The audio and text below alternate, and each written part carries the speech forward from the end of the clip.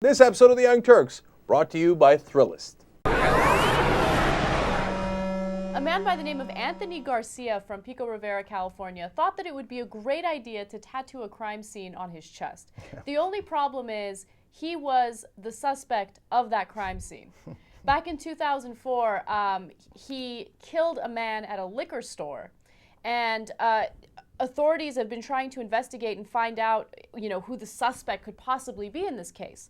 Well, in 2008, it turns out that an investigator by the name of Kevin Lloyd was just flipping through pictures of gang members and, just taking a look at their tattoos. And then he looked at this gentleman's tattoo and realized, oh my God, this is the crime scene from that liquor store slaying. Yeah, so I love this story for a couple of reasons. Well, for many reasons. One, that this officer, again, the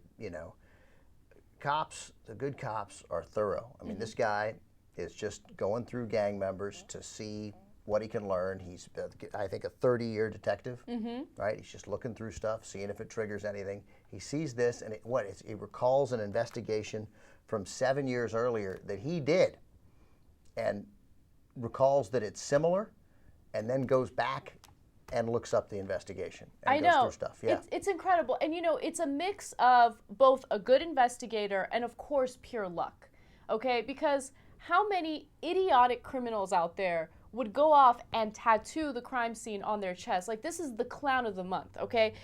So just to give, in case you can't see how detailed that tattoo is, I'll give you a little description. So each key detail was right there: the Christmas lights that lined the roof of the liquor store where the 23-year-old man was gunned down, the direction his body fell, the borrowed street lamp across the way, and also there was a banner underneath that said Rivera Kills, a reference to the gang Rivera 13.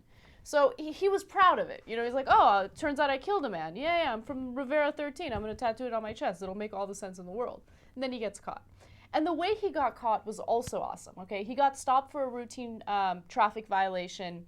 It turned out that he was driving with a suspended license. So they put him in a cell, and then they had an undercover police officer in the cell with him, pretending as if he was also a criminal. And he's like, hey, dude, I like that tattoo. What's that about?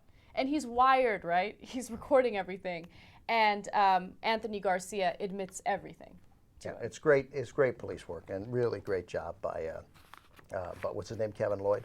Kevin Lloyd. Now, they caught him it was 2008, so it was 4 years later. Let me read one line from the LA Times story, because this is my favorite part of the LA Times story. It's right in the beginning. Kevin Lloyd flipping through the snapshots, then one caught his attention. Put the picture up, Jesus. This is what it says. Inked on the pudgy chest of a young Pico Rivera gangster. They're just like, that seems petty. It's such an unnecessary dig. It's such an unnecessary dig. It's not really pudgy either. It looks like a normal chest to me. Yeah. No, but see, that's the kind of, who wrote this? At least what publication? Robert, for the LA Times. Okay, for LA Times. So, that's the thing. I like this type of stuff. I mean, he's an idiot. He's lucky, and if he could let it all hang out.